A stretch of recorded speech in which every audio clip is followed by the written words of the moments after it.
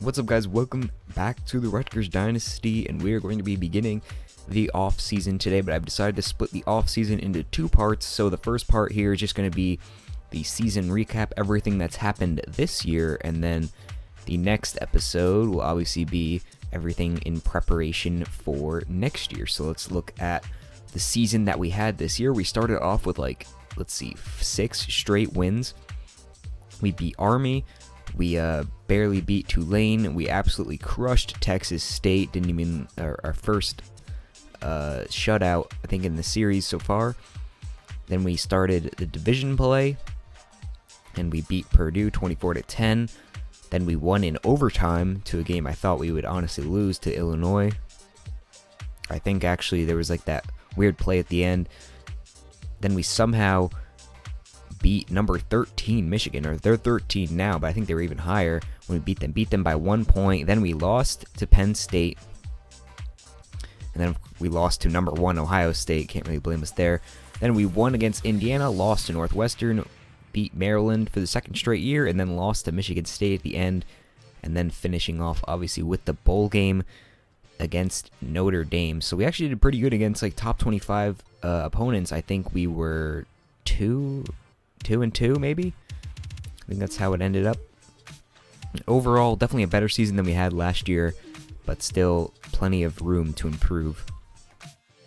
Now we're going to take a look at the conference champions to see who is the best out of all the in all the conferences. FIU beat Louisiana Tech, Temple beat Memphis, Florida beat LSU, New Mexico beat Hawaii, UCLA beat Oregon, Clemson beat North Carolina, Ohio State beat Iowa, and Bowling Green beat Western Michigan.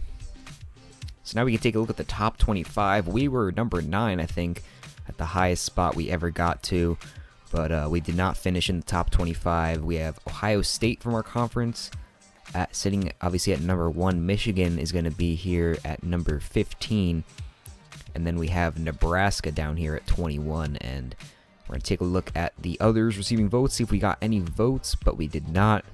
We will be looking to make a push for the top 25 next year. Now we're going to take a look at all the teams, and if you want to pause and look at your team, you can do that. Clemson ends up at the top of the ACC. Temple ends up at the top of the American.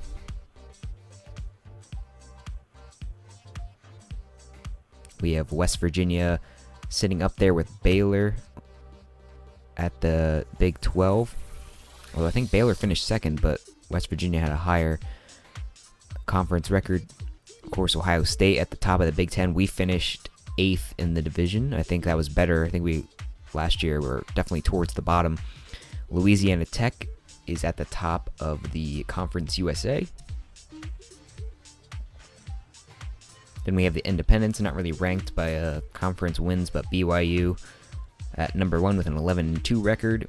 Bowling Green with a 13-1 record, definitely the best team in the non-Power 5 this year, and they are going to be number 1 in the MAC. Now we have the Mountain West Conference. New Mexico is going to lead that one with a 10-4 record. And now we have the Pac-12, UCLA, with a 12-2 record. Leads off their conference.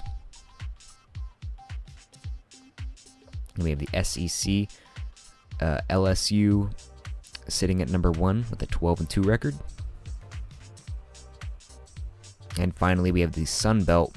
The best team in the Sun Belt only had an 8-5 record. New Mexico State and Troy, both with that 8-5. And the Heisman is going to go to Ezekiel Elliott, obviously on the number 1 Ohio State Buckeyes. Looking at some of the other guys around here. Just a few juniors we might see next year. But let's look at Ezekiel Elliott's stats. He had over 2,000 yards, almost 7 yards a carry, 150 a game, 15 rushing touchdowns, and he also had a few in the air as well. Okay, now we can take a look at all of the All-Americans for this year. And we actually end up having 2 on the first team.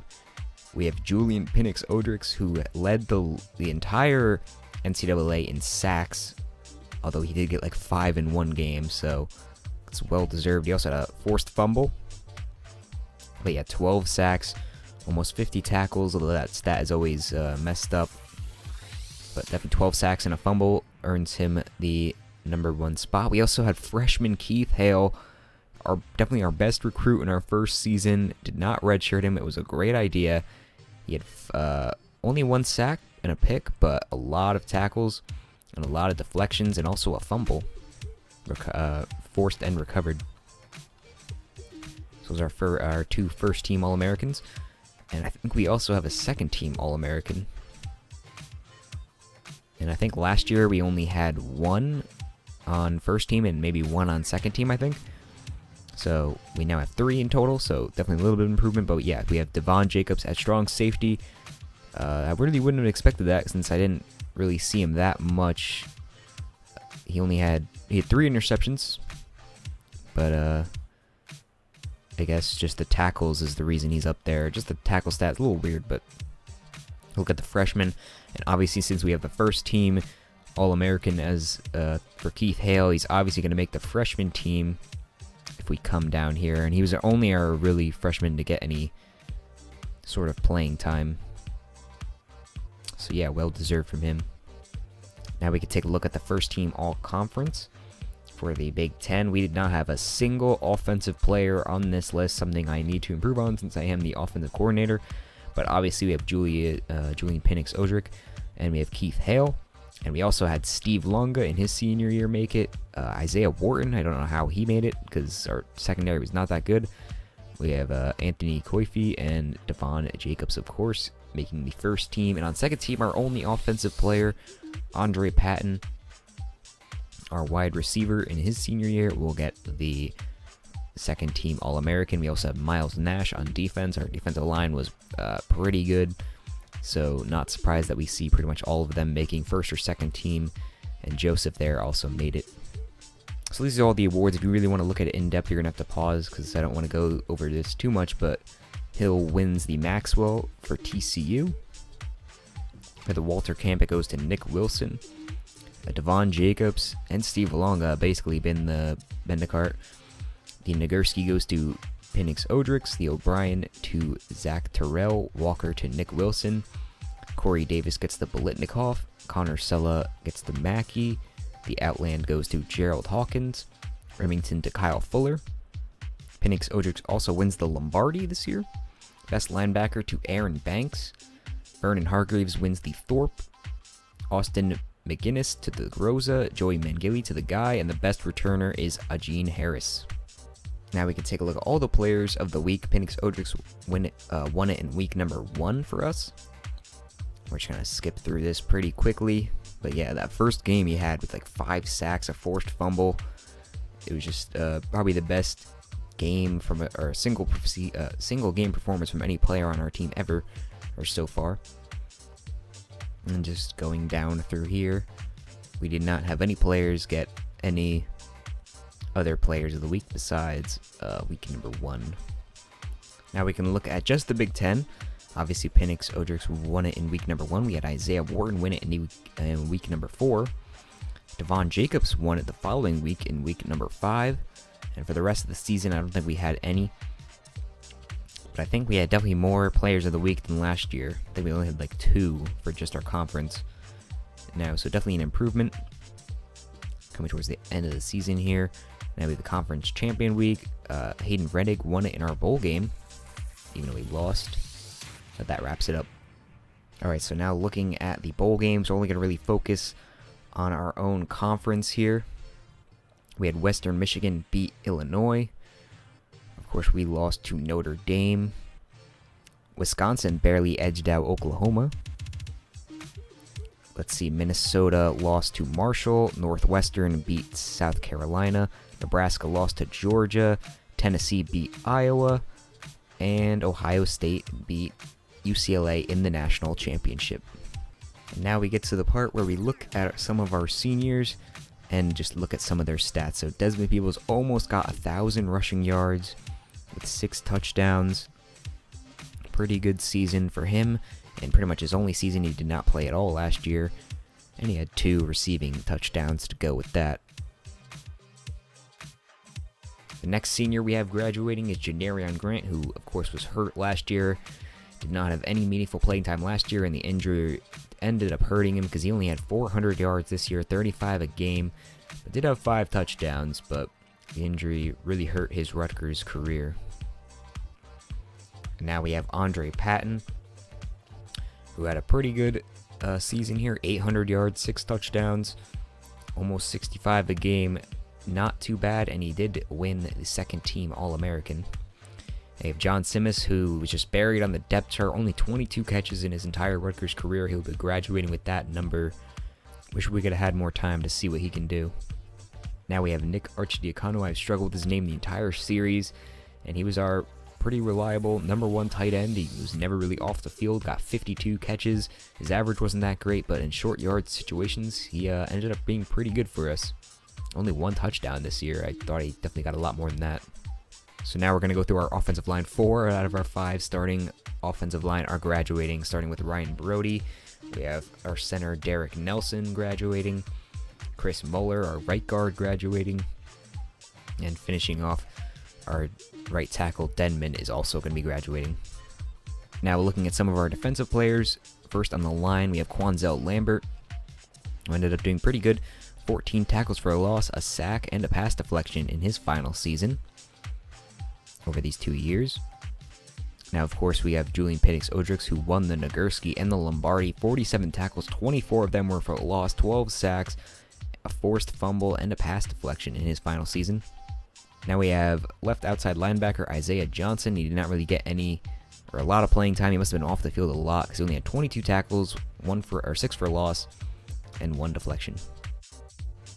Now we have Steve Longa, who we kept around after last year, and I think it was worth it. He had more tackles for a loss, more sacks, and a forced fumble to go with it. Now on to Anthony Coifia. I also struggled with his name. He ended up with 58 tackles, 2 for a loss, 1 interception, and 5 pass deflections. Now we have Devon Jacobs, who was a second-team All-American and won the Bednarik. 65 tackles, 3 interceptions, 2 deflections, and 6 tackles for loss. Now for the final part of this video, the stats. Hayden Reddick with a pretty good season, 137.8 rating, and we'll have to see if he's going to declare for the draft, because he might, but we do have Leviano in the back. We'll have to see what happens with those two. Desmond Peoples, almost 1,000 yards like we said before, and Robert Martin and Josh Hicks just could not keep it up, really. They just had very poor averages. Looking at receiving, we had a few players with over 500 yards, which I think is pretty good. Not that many players getting involved past that, though, but we did not really have that many receivers to rely on. Andre Patton with the best average on the team and the most touchdowns. And I think the long also went to him for receiving as well. As far as per game, Agudosi got a lot, and then Andre Patton, of course. Janarian Grant just did not play after his injury, and Nick Arcidiacono with 10 drops on the team. His hands were not suited for catching, I guess. Carlton Agudosi somehow had 14 pancake blocks, and Chris Muller was not the best, or was the worst offensive lineman on our team. Devon Jacobs led in tackles. We can look at some of the other tackles. A lot of players with less than half of what he did, so a lot of the times they were getting into where the safeties are and requiring the safeties to finish off the plays. Penix-Odricks with 24 tackles for loss, and he also had 12 sacks, so 5 came in that very first game, and not a lot of players even with more than 1. So maybe some improvement to go there. Interceptions, not a whole bunch. Devon Jacobs and Isaiah Wharton both had 3, and a few players with 1. Now we can look at some of the deflections. 2 forced fumbles for Isaiah Wharton. Now I can see why he got that award. He's had 5 turnovers this year, actually. Keith Hale recovered a fumble, and a few other players did as well. I don't know why I pointed that out, but Ronnie James is our only defensive touchdown of the team. We had Andy Larson come in as kicker, and he did not do that well at all. 73% with a long of 40. I really hope he can improve next year, and we might actually be scouting a kicker in this upcoming offseason. Thomas Williams, though, with a great 45.2 average in his freshman year. We'll have to see how much he improves over the span of this series, and just some return stats. And now looking at all the NCAA stats, JT Barrett with the best rating overall. Rettig down there in attempts. He did have the third most amount of yards. It's definitely a pass-heavy team this year, because our run game was not that great at all. We had to rely very heavily on the pass game, and luckily we did not make that many mistakes. Rettig had a pretty good completion percentage. This is why I'm worried he might leave for the draft this year. We'll have to see how this works. Nick Wilson leading in attempts. Nick Wilson also leading in yards. And Miles Willis leading in average. Nick Wilson with 23 rushing touchdowns. Almost 170 yards a game. Pretty good season for him. Desmond Peoples with the most 20-plus yard runs. That's just an NCAA football, the game thing. It's just, I don't know. For some reason, you get a lot of long runs in this game. Looking at some of the receiving stats, Corey Davis almost at 100. And a lot of players over 1,000 receiving yards. Andre Patton up there in average. He did pretty good compared to the other guys. A few players with over 100 yards a game. Now we're going to look at drops, and Archie Diacono tied for first in most drops by any receiver. So we're going to have to look to some receiving tight ends through the scouting. Tackles is obviously a little bit glitched. Tackles for loss, I thought we would be up there high, but we actually weren't. Penix Odrix led the league in sacks. Ellis was very close behind there. 7 interceptions is the most by any player this season. Some forced fumbles. 5 is the most for Will Barrow. And 3 is the most amount of picked up. And we had a few safeties. And I think we're going to look at a bunch of blocks. There was just like 4 or 5 safeties, but like 40 or 50 blocks, and no one had 2. Everyone had just 1. I thought that was just kind of funny. Just the list keeps on going with players who apparently blocked a field goal or a punt, but no one got 2. I'm going to look at kicking. Chris Graham made the most amount of field goals. And let's see if we find the highest percentage. It goes to Matt Wogan. And the long of 56 to Harrison Butker. Looking at punting, Patrick Rivers had to carry the workload for UAB, I guess. And Thomas Williams actually led the league in punting average in his freshman year. I'm pretty excited to see how good his leg's going to get over the next few years. But that's going to wrap up this 2016 season recap. I will catch you guys in the next one, where we are looking at the off-season moves for the upcoming season. I hope you guys enjoyed. If you want to stick around for that episode, make sure to subscribe, like the video if you can, and I will catch you guys later. Goodbye.